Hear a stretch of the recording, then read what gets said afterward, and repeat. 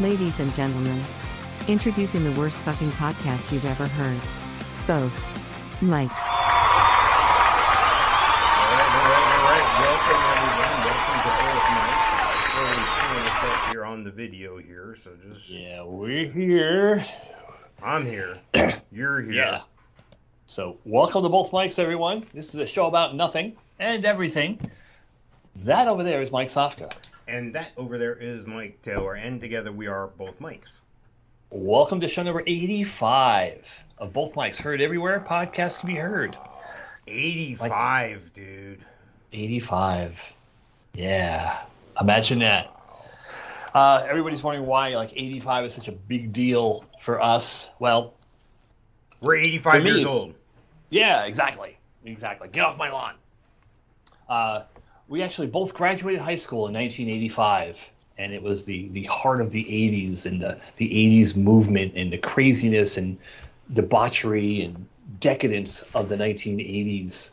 The only thing I can really compare it to is like the 60s. You know, I guess our parents had the 60s and maybe late 50s but we lived in the middle of the 80s, and everybody always wishes they lived through the 80s as a teenager like we did. I think it was the best time that you possibly could have lived as a teenager. It was the 80s, because it was all downhill from there.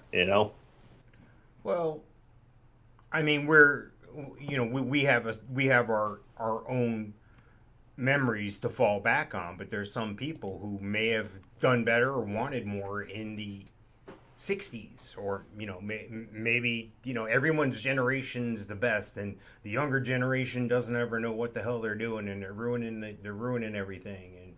And you go back, there's even a generation called the Greatest Generation, those who the people that were old enough to serve in World War II and or Korea as well. So I mean, it's just, I think it is what it is. You'll never like your kids' music. Well, no, we raised our kids right, so yes, I will. I like their music, but what I'm saying is, there's a certain generational gap for everything, and I think we're just biased on the 80s. I get it, though. Well, yeah. No, it's biased, but I have yet to hear anybody talk about the 90s like they do about the 80s.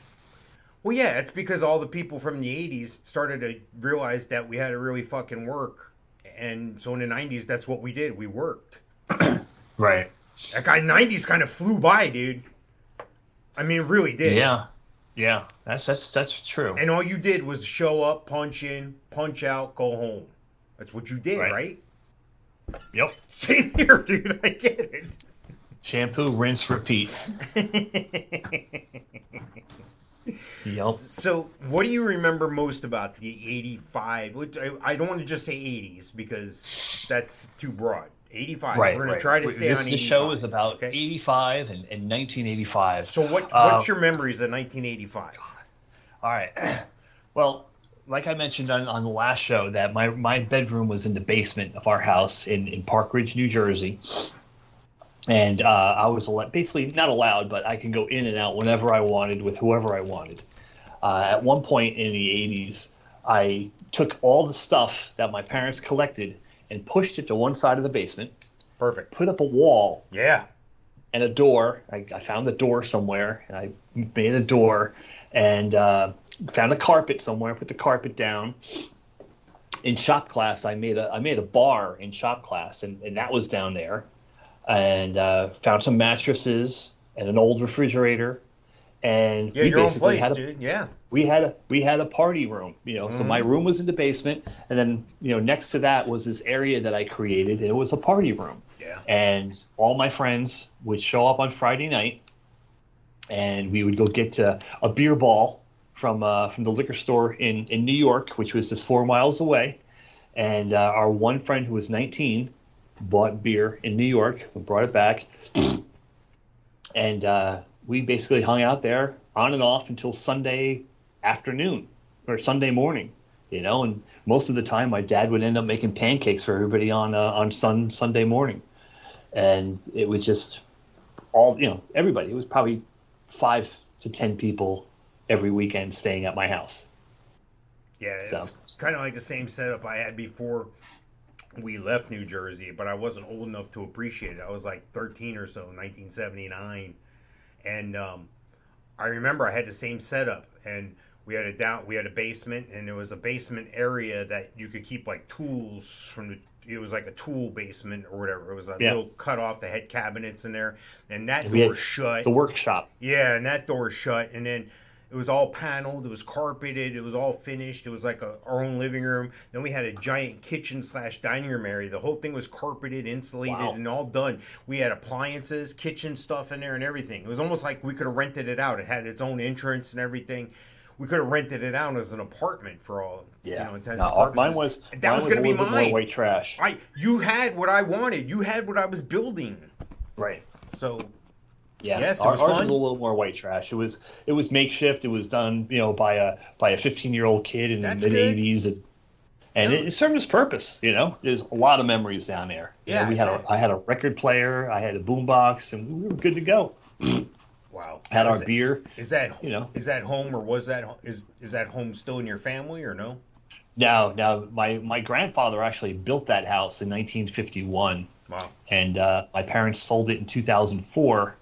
For almost $500,000. Jesus. And moved to Florida, paid cash for a house. Good. Yeah.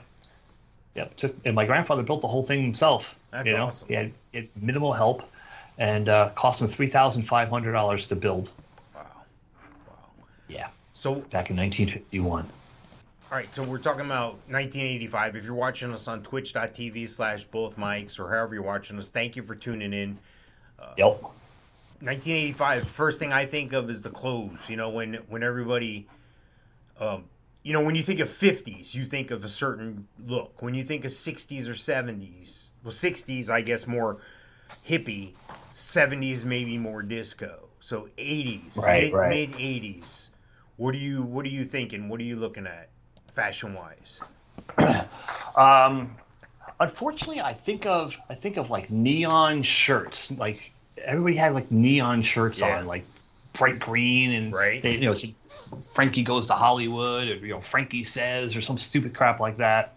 Some kind of message, but always those bright color shirts. That's what I think of. I got a picture up there if you're watching on twitch.tv/bothmics or YouTube or wherever. If you're listening, you come on over and watch a video sometime. Check out the pictures here. But there's a picture. It's got like 6 different photos in one. And one of them's Michael Jackson, of course, with the one glove. One of them's Jane Fonda. Jane Fonda looking girl with leg things on. She's in the right position, though. Diana, Princess Diana with the shoulder pads. Women wore those foam-like shoulder pads. Then Madonna. Bunch of chicks dressed like Madonna. Do you remember that? Actually dated a girl who dressed like Madonna. Went to my senior prom with a girl that dressed like Madonna. Different one? There were 2 different ones? No, same girl. Okay. Tammy Kabetsky. She moved to Park Ridge from Queens, New York. She was Russian, very bizarre girl, and went to Queens with her a couple times, and went to parties out there. Very, very bizarre. Where is she now? Girl. What does she do now? Where is she? I have not a clue. The night of my prom, we went to my prom, and got back to my buddy's house. We had a limo, and then I got in my car, my '68 Mustang, and drove her home, and broke up with her.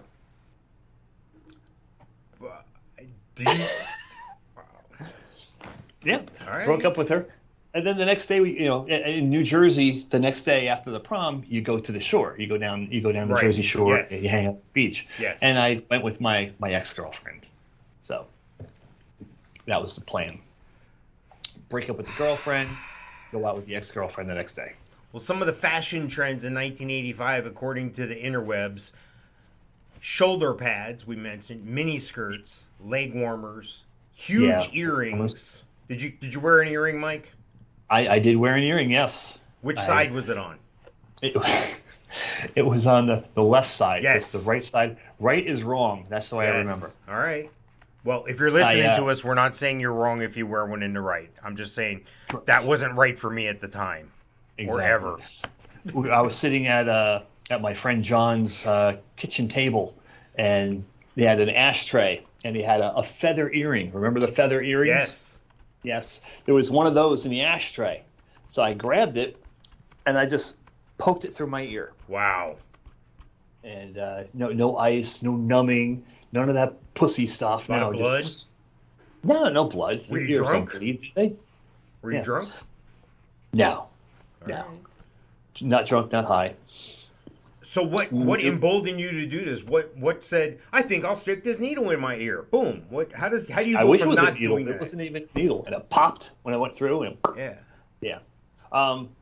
just because, shock value. I was big for shock value back then. How about fingerless gloves? You like the weight lifter look or the tough guy look with the Yeah, no, fingerless gloves? No. never had them. I had friends who had them. Parachute pants. I did have two pair of parachute pants. Yeah, I had some parachute pants. They zipped. You had zippers just about everywhere too. Yeah, they were like the futuristic version of cargo pants. Yes. Members only jackets. Did you have a members only jacket? I had a Sarucci jacket. I don't know. It was even cooler. It was like silver or gray, and it was kind of like a brushed satin. Huh. And my sister had a black one. All these clothes, by the way, were bought at the flea market. Oh yeah. In the 80s, the flea market in Spring Valley, New York. Yeah. How about? Do you remember in 1985 they discovered the Titanic? They found the Titanic in 1985. Wow. Yeah, that I did not know. I know. Obviously, they found it, but I didn't know it was 1985. It stemmed from a United States Navy investigation. It was a secret United States Navy investigation of 2 wrecked nuclear submarines, according to the oceanographer who found the ocean liner. And of course, I cut off his name, so he's not important, I guess. Apparently. Good job. Way to go, Mike. Yeah, I had no idea. All right, so what do you think the big movies were? Wow. Any ideas? Okay. I'm like off the bat. I'm thinking like St. Elmo's Fire and like those Brat Pack type movies. I think that's a little after that. Pretty in Pink. No, it was not after. I know it was. Was it 84? Maybe it was before. Yeah, maybe it was before because I know like Ferris Bueller's Day Off. I think was 84. No, 85? Ferris Bueller's Day Off was 86. 86. Wow. Yeah, I know for a fact. 86, summer of 86. The big one in 1985. I'm embarrassed that I didn't think of this right off the bat. Back to the Future. That's why I asked you. Yeah, it just dawned on me that Back to the Future came out in 1985.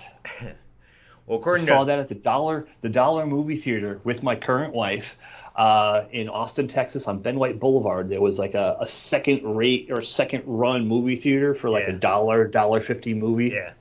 And we saw Back to the Future there. The place was packed. Wow. Yeah.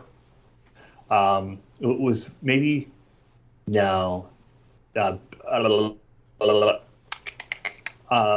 Lost Ark, Raiders of the Lost Ark. But I think that was before 1985, though. All right. Well, according to Box Office Mojo, the big movies in 1985. Number 1, Back to the Future.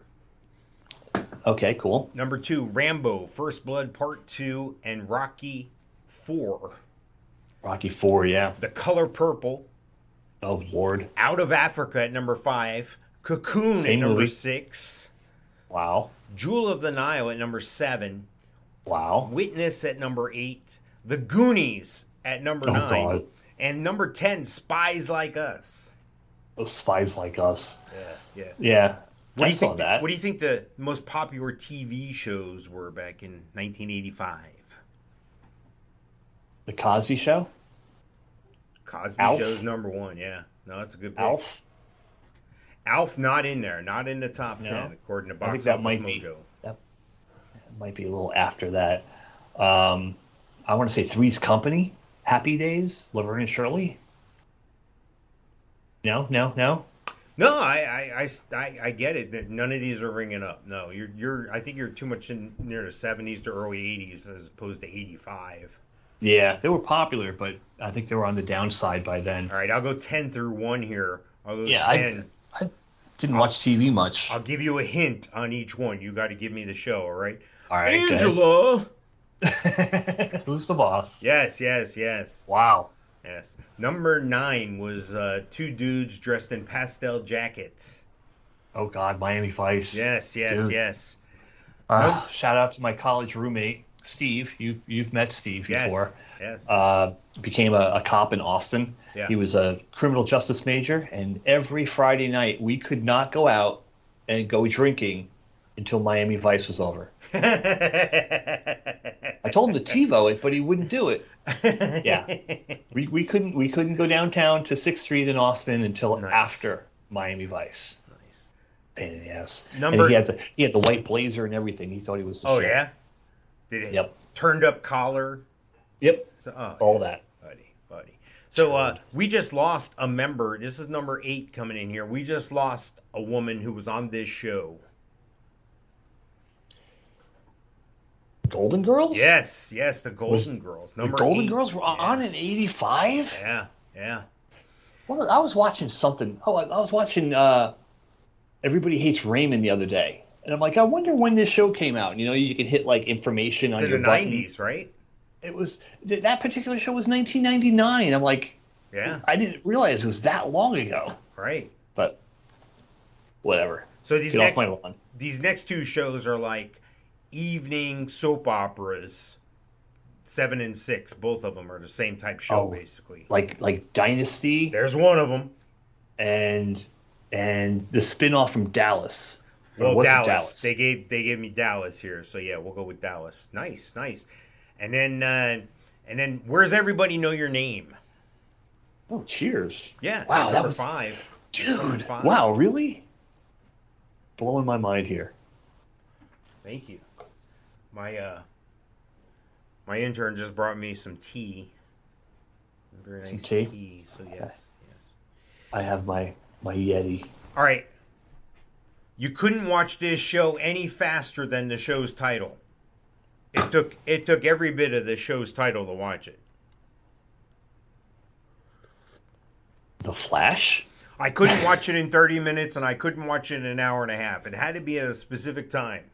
Oh, 60 Minutes? There you go. Yes, 60 minutes, Really? number 4. And the next one's too hard, I think, so I'm just going to give it to us. Murder, She Wrote, number 3. Oh, wow. Murder, She Wrote. Number 2, Yeah. Parkinson's Man was in this show. Obviously, you're talking about Michael J. Fox. Yes. It wasn't Spin City, was it? Family Ties. Oh, Family Ties. Okay. Yes, yes, yes. And we said I before forgot about that. the Cosby Show. Yes. I did just get the text from our special guest. If you're watching Uh-oh. us live on twitch.tv/both mics, we will have a special guest this evening. He will be here shortly. They're en route. So at any time now, I'll let you know. And you're going to have to run the show while I run because after the last incident with Mike Stradamus, the intern doesn't answer the door alone. So I got to go take care of this. Wait, I'm just doing what our lawyer says. So Cool. hang on a second. Cool, here. cool. Let me see. Yeah. No, I'm excited about our special guest tonight. Okay, who was the president then? It was Ronald Reagan. That's right. He took the oath for his second term as the 40th president on January 20th. Who won the Super Bowl that year? Kansas City. No. Well, in the mid 80s, it would probably have to be the 49ers. Yes. That is absolutely Yeah. correct. You're a genius. Kansas City did Yeah. win the World Series, though. So you're on. Okay. And, of course, the Lakers won the NBA championship. And Edmonton, with your boy Gretzky, probably won the Stanley Cup. Cool.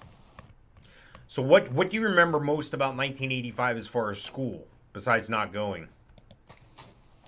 I'll never forget my last day of school, walking through the hall, and a friend of mine was carrying a baby raccoon through the hallway. And I was able to pick up and hold this cool little baby raccoon. It was like beyond cool.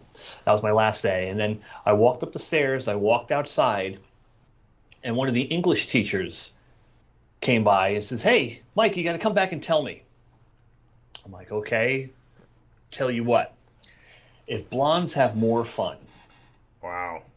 Because about 2 weeks previous was our I graduated high school on the 23rd of June, and on the 13th of June was our prom. A lot of places, especially down here in Florida, do it like in March, but we always had our prom, junior senior prom, just before the end of school. It's too damn hot past March in Florida for a prom. Dudes wearing jackets. Are you kidding me? Yeah, whatever.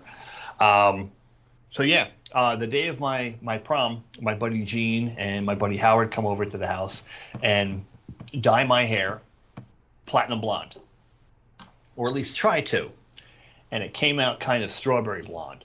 So I went to my prom that night in tux, tails, silver, the whole 9 yards, with my Madonna girlfriend, and I had bleach blonde hair, or nice. kind of strawberry color hair.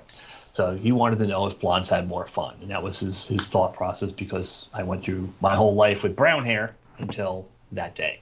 All right. Do you have another story as boring as that one that you could tell while I go get the door boring here? Boring as that one? Our guest is here. I got to go let him in. God, just the fact that we used to like run the school. All right, I'll be right back. Yeah. Fill time. Our lockers in the school. Our school was built in like 1906. And we used to take the lockers that were bolted to the wall, and we would literally pull them away from the wall, off their mounts, and slide them in front of classroom doors, where people couldn't get out of the door because there was lockers in front of the doors. But God, 1985, probably the craziest story I could think of is when we were at Giant Stadium. We were trying to get tickets for KISS, and we went to the wrong place. We actually went to the Brendan Byrne Arena, where you're not supposed to go for tickets overnight, and you're supposed to go to the Capitol Theater in Passaic, New Jersey. And going to Giant Stadium, pulling in the parking lot, we were the only ones there. So we were, it was like a huge playground for us, and I wanted to go climb this radio antenna that was probably 250 feet tall, right by the New Jersey Turnpike. And my next door neighbor, Rich, was like, "No, don't, we're not going to do it." He goes, "Look, there's a sign right there that says high voltage, and we shouldn't do that." I'm like, "Okay, high voltage is in that room over there. That room has the high voltage sign on it. It's not the antenna. It's just a metal antenna. Why would we have to worry about high voltage?" So we climb over 2 barbed wire fences, and I decide to climb up on this one particular platform. I climb up there, and I go to reach to stabilize myself, because I've been smoking and drinking and not in my proper frame of mind. And as I get about 2 inches from touching this antenna by a bolt, the electricity arcs from the bolt to my hand and burns my hand and scares the living daylights out of me. It scared me more than it hurt me. And God. So of course my friend Rich completely freaks out, screams and hollers and yells at me that we shouldn't have come here. And I got down, and we climbed back over the fences. What? And I had burns on my hand. Oh yeah, didn't need medical treatment, but they hurt nonetheless. So I think our guest is showing up. Is he there? Oh my God! Yeah, I'm here. Is that here. Tommy Chong? How we doing? Yeah, good. The camera's over here, Tom. Behind you. Turn around. Oh, right, yeah. Yeah. How are you? Here, I thought the guys from Duck Dynasty were here. Yeah, it's funny stuff. Are you smoking out of a paper towel roll? Take smaller hits, Tom. Tom, smaller hits.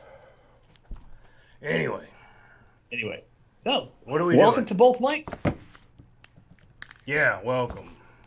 Welcome to both mics, Tom. So what have you been up to, Tom? Tommy Chong?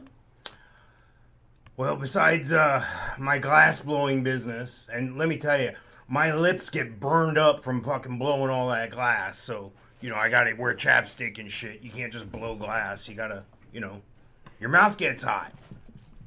Yeah. So it's amazing, Tommy Chong. Are you friends with Santa Claus? You guys sound awful lot alike. Wow, I didn't think of that. You're looking good, though. I'm in trouble. You're looking good, sir. How you doing? Are you still doing the CBDs? Are you still promoting CBD oil? No, I like the good old smoke here. I like, nature's own stuff. And that's why I got my glass blowing business. And, the feds gave me some trouble for importing illegal water pipes over state lines. And it was a federal case. And anyway. Yeah, no, we're getting up there in age. Thank God I smoked a lot of weed back in the day, because a recent study shows that cannabis actually prevents you from getting COVID. So I'm totally safe. Good to hear. Good to hear. That's a true story. All right. I'm drinking this guy's hot tea. I thought it was here for me. Tastes like shit. This is me. This is me over here. Yeah. Yeah, bringing them brownies over here. Yeah. The brownies. Yeah, I want to eat some of them. Yeah, I know what they got in them. Right. Wow, man. This seat is way up high. You feel like you're way up high? The seat's high? You sure it's the seat? I swear I thought. So Tommy, we're So when do we start? You're gonna give me a we- cue or something? Yeah. Boom. Cue. We're live, Tom. Okay. We've been live. All right. So we're having a show. This is our episode 85 of Both Mics. We're heard across the globe on twitch.tv/Both Mics, YouTube, anywhere you can find a podcast or a live stream, you'll find Both Mics. We're talking today about 1985. Do you remember anything from 1985? Hell, I don't remember how I fucking got here. 1985, me and Cheech were hot. We were big. Yeah, you guys were big. I remember the first time I was introduced to Cheech and Chong, as you guys were so called back in the day. First time I ever even heard of you was, I think I was in 8th grade. So we're talking probably 1981. And I turned on HBO late at night, and I saw a guy in a dress hitchhiking in this movie. And it was you. It was you hitchhiking in a dress, and Cheech Marin picks you up, and the movie was Up in Smoke. And I'll never forget that movie and how much I laughed till I cried watching that movie back in the early 80s. So I think by the time 1985 came along, you were on to bigger and better things. I know you had another movie, something Dreams. What was it? Nice Dreams. Nice Dreams. Yeah, yes. Nice Dreams. And that's the only other two the two movies I remember of y'all's. So what have you been doing since then? Well, like I said, I got that glass blowing thing. I've loaned my name out to some weed manufacturers, so but not just anyone. I got to sign off on it, so they send me lots of free products, so that works out. Because in a lot of hold on, is something itching? Is it gone? Sorry, a little kickback on that powder. Anyway, all right, we're good. What were we saying? I have no idea. What you've been up to since 1985? Yeah, all right. Yeah. Or what have you been doing in 1985? Are you still there? I'm still living in 1985. That is correct. My clothes haven't changed. My beard, my appearance, my glasses, the weed I smoke is all from 1985. Everything, I am stuck in 1985. Good to hear. You look like you're stuck in 1985, except you look older. What are you talking about? If it was 1985, I'd have a little more hair than this. I actually have a lot more hair than that. Well, there's a couple mobile applications I'm involved with. I want to go ahead and give you those. You can Cheech and Chong's The Fatty. You can play that. Or you can play Bud Farm. Cheech and Chong's Bud Farm. So yeah, I'm not... Interesting. I know my voice sounds really rough. It's the difference in humidity. I'm visiting in Florida here, so a little bit different. That's why I take bigger hits here. I can get away with that. There's more moisture in the air. See, if you try that in a more arid climate, you know, everybody who smokes know that when you try to take that big inhale in that situation, you're going to cough. Now, I know some people say you got to cough to get off. I get it. But I don't like to cough. I don't want to cough. So yeah, no, not a good thing. Not a good thing at all. Wow, we're hitting it out of the park with this. Yeah. Let me see here. It's a good thing we rehearsed this. So you're 83 years old, Tommy. God. Yes, I look great, don't I? I'm amazed. Yeah. So, you haven't been married. How many kids you got? What? 1, 2, 3, 4, 5 children. Amazing, Tommy. What do you want, my Wikipedia page or something? Come on, man. I'm on your Wikipedia page. Come on, man. What kind of weed you smoking nowadays, Mike? Dandelion. Dandelion. All right, it must be some sort of new strain or something I'm not familiar with. Apparently. Yeah. So. Yeah, well, I'm going to leave before this train crash hits me here. All right, Tommy. Before I hear too many more buttons and clicks, that's people tuning out. Right.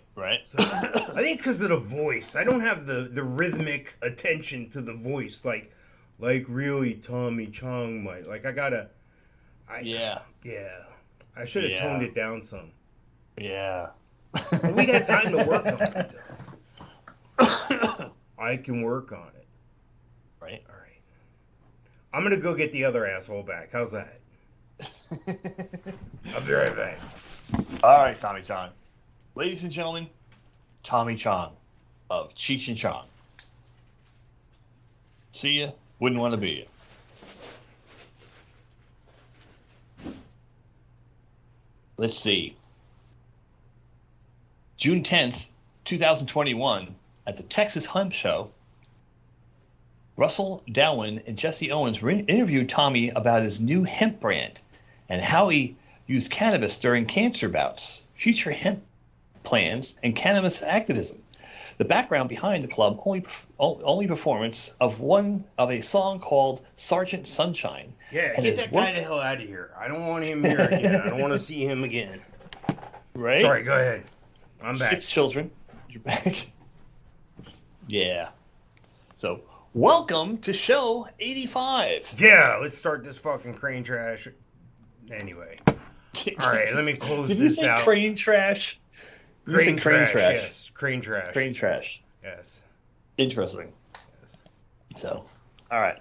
Let's get rid of Tommy Chong's Wikipedia page. Yeah, let's do that. All right.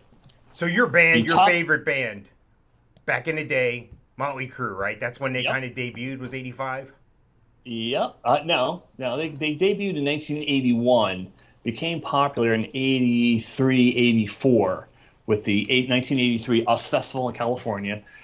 And then they went on to be the opening act for Ozzy Osbourne in 83 and 84, also Kiss. So that made them popular.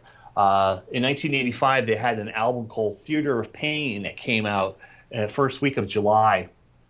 And I bought that the day it came out. I was able to rustle up enough 5-cent deposit cans to take to New York to buy that cassette.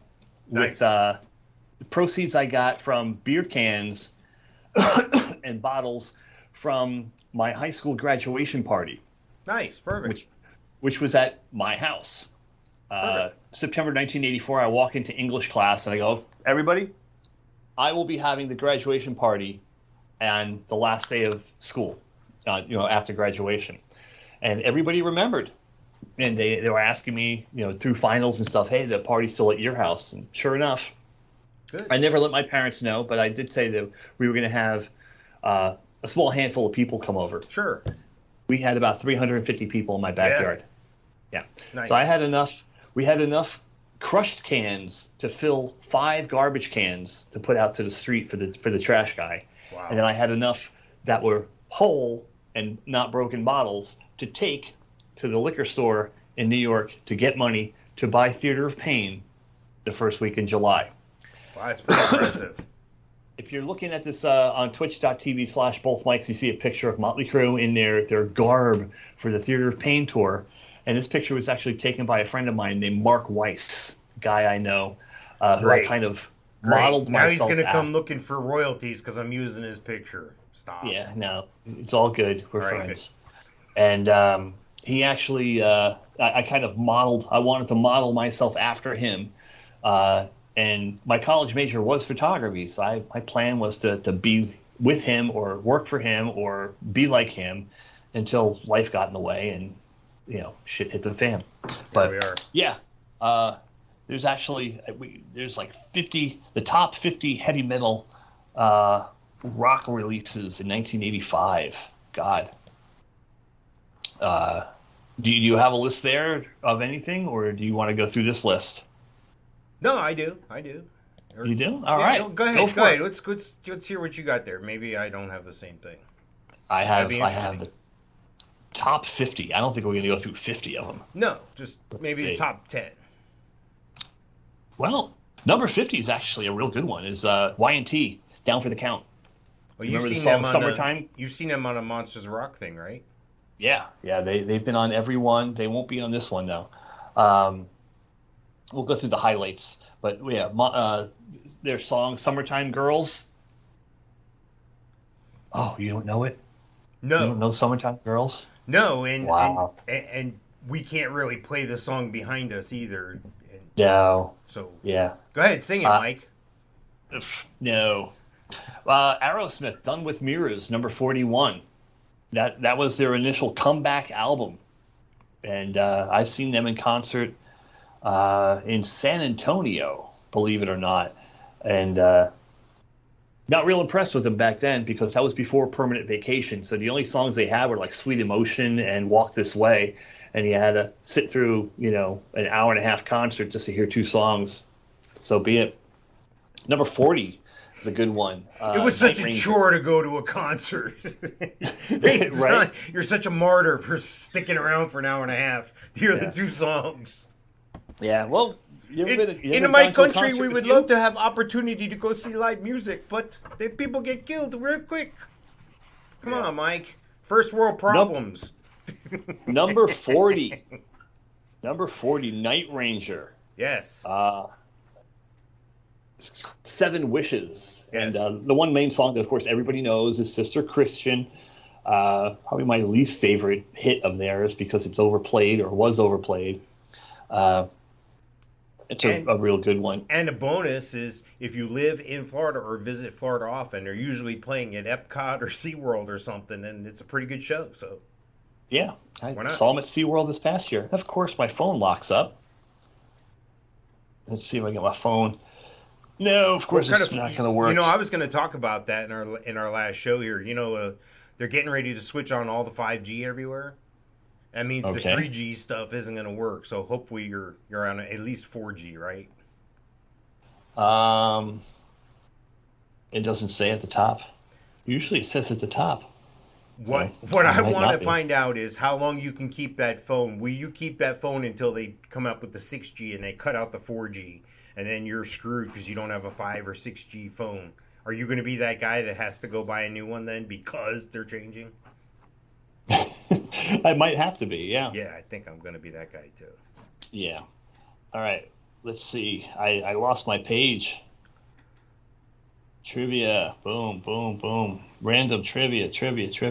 I lost it, but damn it. Wow. Well, Theater of Pain's got to be on there. Yeah, Theater of Pain. I think that was actually like in the top 10. Yeah. Here we go. Lard, of course. Yeah, Theater of Pain's on there, of course. Ratt. Yeah. Invasion of Your Privacy, where Round and Round came from. Bon Jovi, 7,800 degrees Fahrenheit, which is named that because that's actually the melting point of rock, is 7,800 degrees Fahrenheit. And I like it. you like that? Yeah, no, that's awesome. I didn't know that. Wasn't aware of that. Yeah, all that. Twisted Sister, their follow-up to Stay Hungry was an album called Come Out and Play, and that's when they did the career-ending song Leader of the Pack. I don't know if you remember them doing that song, but that graciously ended their career. And she's, I don't know, let me see. Where did it go? But yeah, a lot of excellent music came out that year. Dokken had an album come out. Scorpions had an album come out. Actually, no, that came out a year earlier. So, what do you have as far as music on your end? Because I lost whatever I was reading. It locked up and went away. I see a lot of stuff on here from people I wasn't as familiar with. Like, I'm familiar with them, but they weren't like my favorite bands, like Anthrax and Slayer and Megadeth. And I could listen to that shit. It was a little harder than the other stuff, but yeah, I'm more on the lighter side of that. Yeah, well, I'm good all the way up and down the spectrum. It's just a lot of these bands, they're finding it hard to tour. They got to get on the boats and shit like that. So I get it. Hey, these people are like my parents' age, So I get it. They're in their 70s and shit. So right. I would hope and pray that I could do that in my 70s if I wanted to. Hey, how many people get that opportunity? Period. So anyway, I agree. Anyway, let me look up one other thing here that I want to look at for 1985. That's the same one. All right, how about Dire Straits? Did you like Dire Straits? No. They had that Money for Nothing. Remember that? Yeah, did not. Well, because Money for Nothing was a poke at the heavy metal genre of music that was coming out. The hair Money bands. for Nothing. Yeah, the hair bands. Money for Nothing, Chicks for Free. Was not a real big fan of that. How about Live Aid? Did you see Live Aid? I did watch bits and pieces of Live Aid. I remember I was actually working that day. Yeah, and, so was I. I was supposed to be working, but we were all watching it because I worked at a video production place, like a cable place, and we produced the local commercials and stuff, taped them. Cool. Did commercials, and did editing and all that shit there. So yeah, I remember where I was. I was supposed to be working on this project, and I was watching this fucking shit. Yeah, I was catching bits and pieces. They were actually piping it through the back in the day when stores actually played music. Yeah. Uzak and had background music. Well, this was the background music that was playing there. And I remember like Phil Collins was one of the performers, and Hall & Oates. He took a supersonic jet because he was able to play in two places, like JFK and then at Wembley here for Live Aid. I think that's the way it went. And he took a supersonic, and while he was on the supersonic jet, guess who's on the plane with him? Cher. And Cher didn't know about the Live Aid, like they left her out. And really? So she ended up tagging along with him, and she ends up being in the video for We Are the World and all that shit. She just muscles her way in. Nice. Little trivia there for you. How about some of the newer type bands from that era? Like maybe I say newer, maybe they weren't, but I know they were newer for me. Like a Eurythmics. You never found them fascinating or fun to listen to? I mean, it's a little bit different than what you listen to. No, I don't like them, but there's a connection between them and Hall & Oates. Believe it or not, before Motley Crue being my favorite band was Hall & Oates. And there's a connection there between the guy in Eurythmics and Daryl Hall. Nothing romantic or anything, but I think they produced each other's albums or something like that.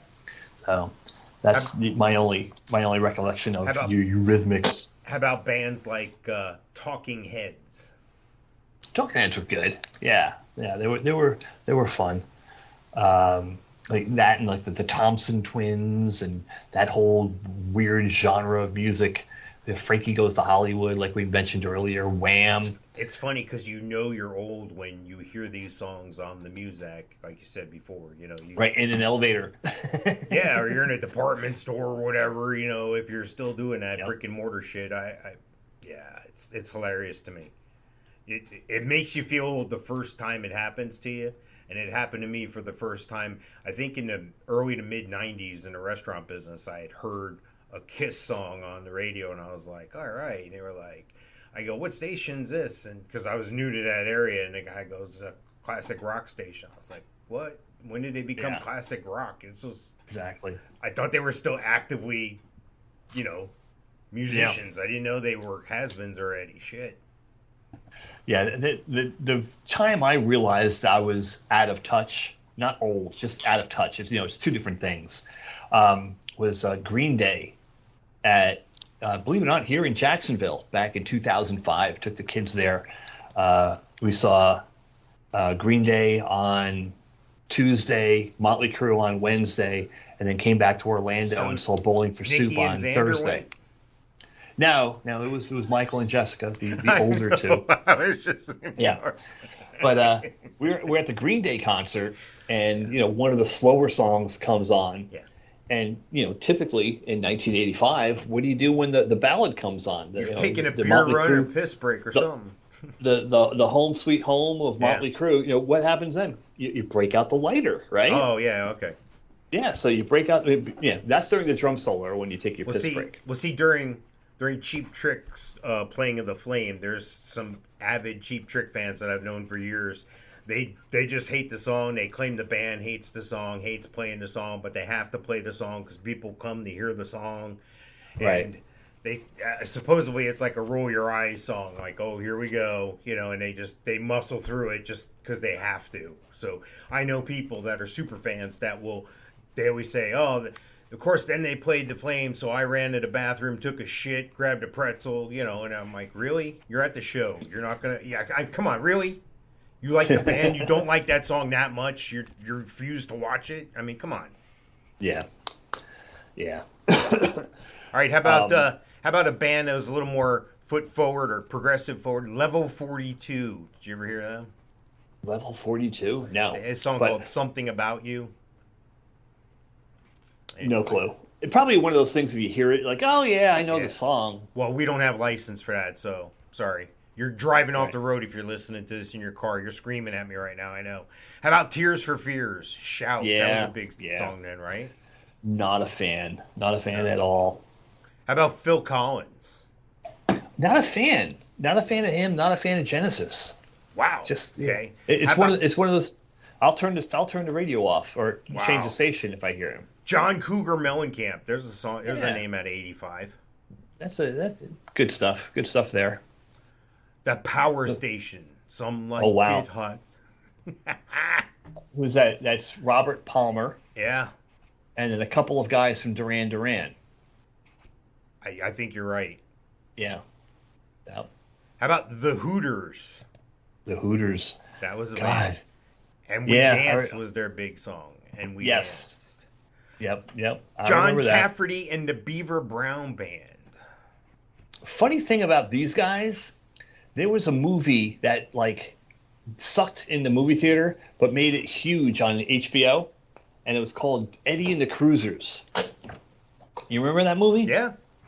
Eddie and the Cruisers. No, that was them. And they did the soundtrack for that movie. And I remember watching the movie and that song on the dark side, on the something side, on some side.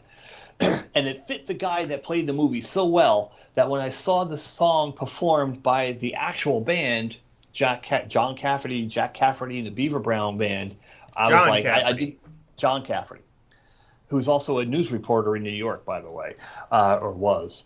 And I didn't believe that he was the actual singer of this song because I saw the guy in the movie sing it so many times that I didn't think he sang it. I thought it was Yeah. How about Howard Jones? Yes. Some of the best lyrics ever. Okay.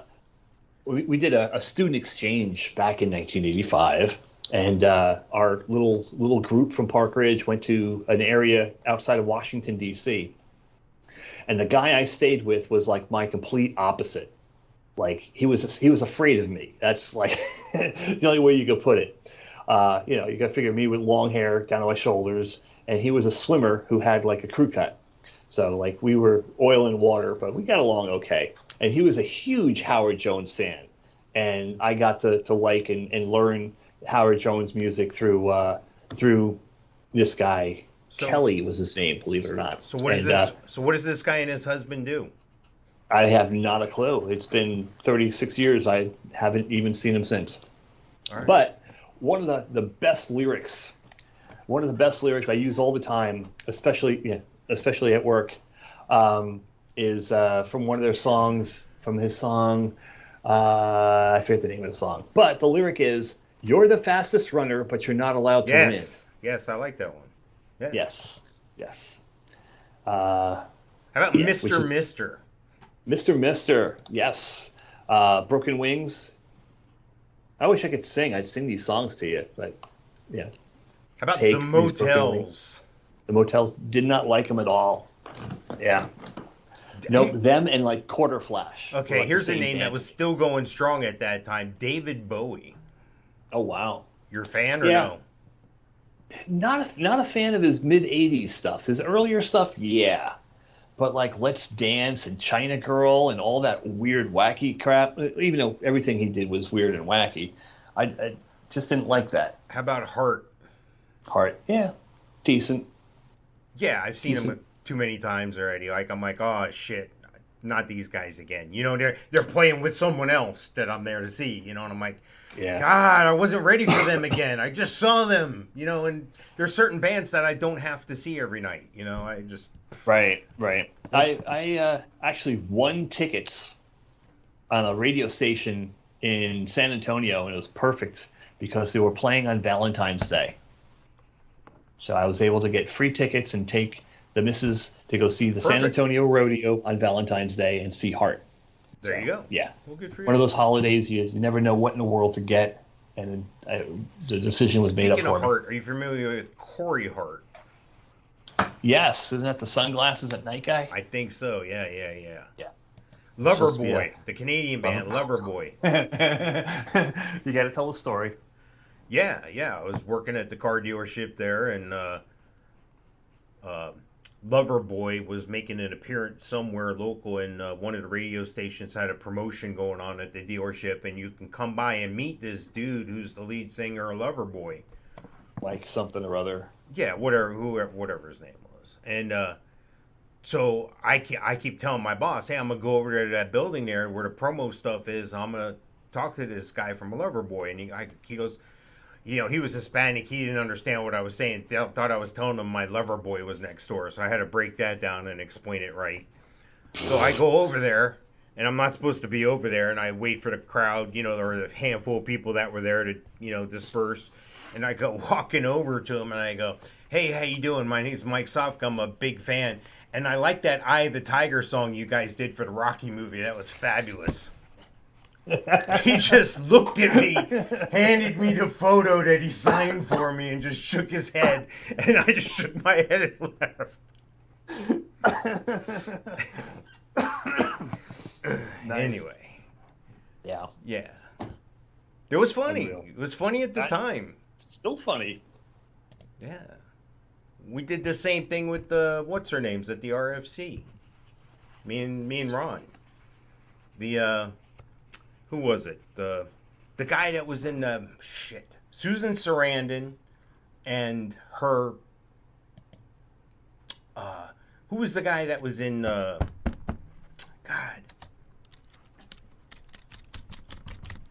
Susan Sarandon, because they live in Orlando, part of the year. Yeah. Hang on, I'm trying to look it up. Tim Robbins. So they come into the RFC one day, and like everybody's roaming around going, it's like 2:30 in the afternoon. So the bottom part, the back part was all closed out. Right. And they're like, hey, man, we need you to take this table. And they said it to me.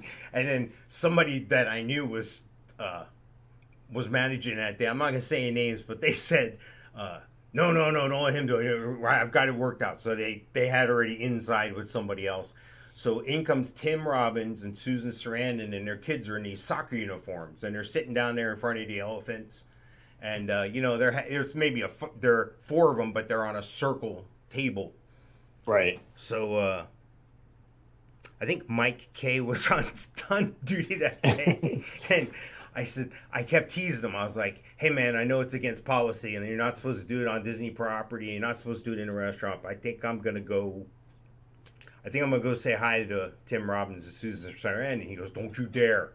And I go, well, I'm not going to ask him for an autograph. I'm just going to say hi and introduce myself. He goes, stay the fuck away from that table.